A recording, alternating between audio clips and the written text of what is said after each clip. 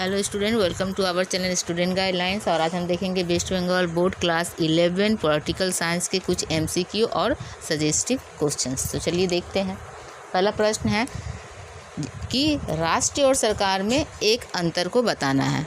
राज्य और सरकार में क्या अंतर है? एक अंतर क्या लिखेंगे कि राज्य क्या है, विमूर्त होता है, मतलब राज्य स्थिर है, राज्य सब कुछ है, और सरकार क्या होती है, उसका एक अंग होता है, उसका एक अंदर कार्य करने वाली सरकार एक अंग होता है।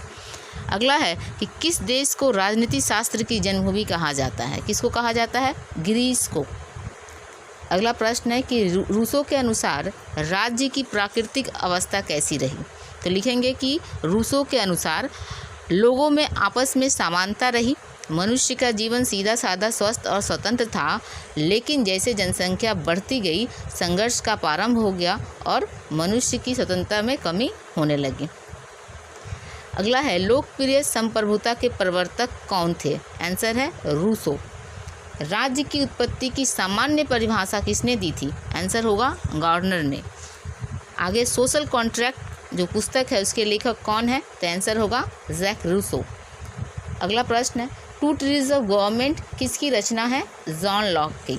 किसने कहा था कि राजनीति प्रभाव और प्रभावकारी का अध्ययन है? तो लिखेंगे आंसर क्या? लॉसवेल ने। राज्य के उत्पत्ति के दो सिद्धांत पूछे जाते हैं, तो आप कोई भी दो सिद्धांत लिख सकते हैं। तो यहाँ पे दिया हुआ है दैवीय तथा शक्ति सिद्धांत। द प्रिंस के लेखक कौन है? Machiavelli.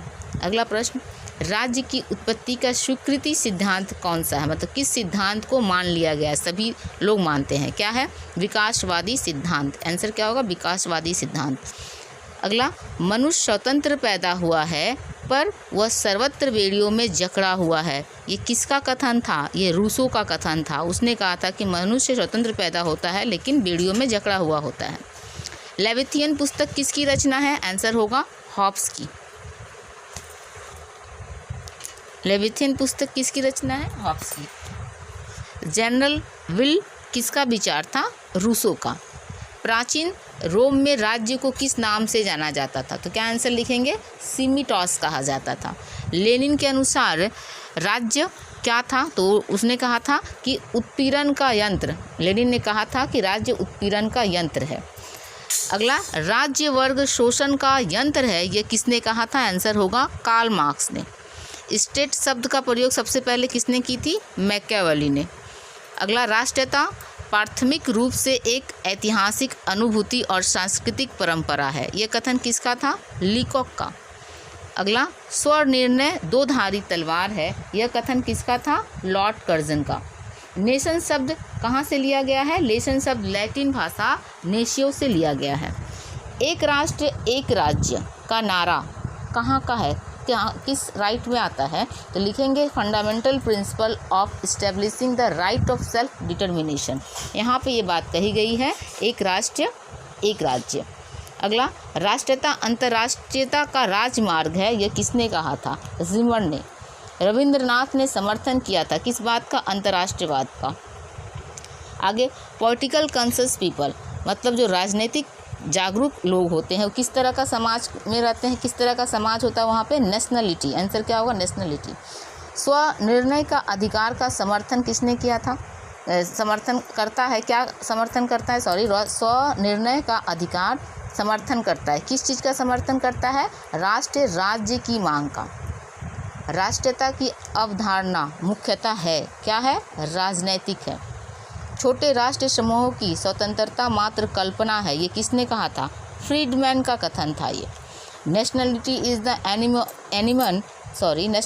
Nationalism is enemy of human culture, ये किसने कहा था? रविंद्रनाथ ने। नेशनलिज्म पुस्तक किसकी रचना है? रविंद्रनाथ की। और किसने राष्ट्रवाद को आधुनिक विश्व का धर्म कहा? लॉयड ने। चलिए अब देखते हैं कुछ सजेस्टिव क्वेश्चन, किस तरह के प्रश्न हमें पढ़ने चाहिए। पहला क्वेश्चन है what is political science, discuss the scope of the political science. राजनीति शास्त्र क्या है? राजनीति शास्त्र के क्षेत्र की चर्चा कीजिए। अगला प्रश्न है राजनीति शास्त्र के अध्ययन की उपयोगिता की चर्चा कीजिए।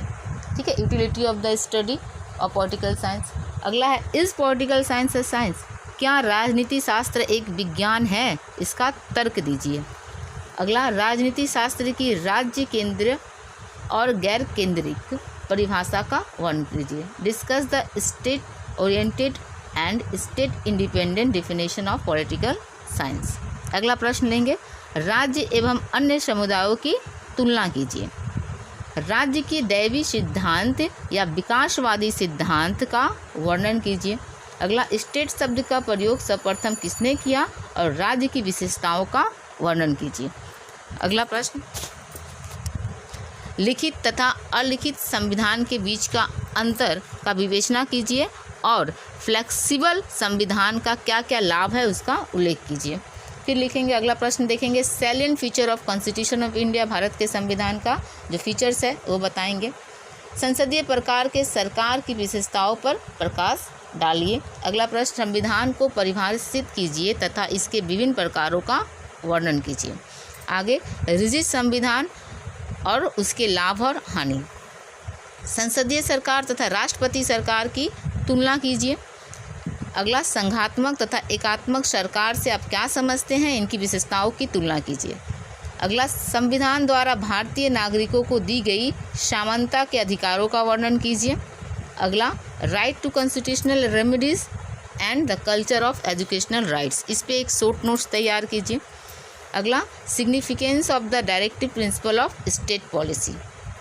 और अंतिम, डायरेक्टिव प्रिंसिपल्स और फंडामेंटल राइट्स में क्या अंतर है ये लिखेंगे। तो ये थे कुछ शॉर्ट टाइप क्वेश्चन और सजेस्टिव क्वेश्चन।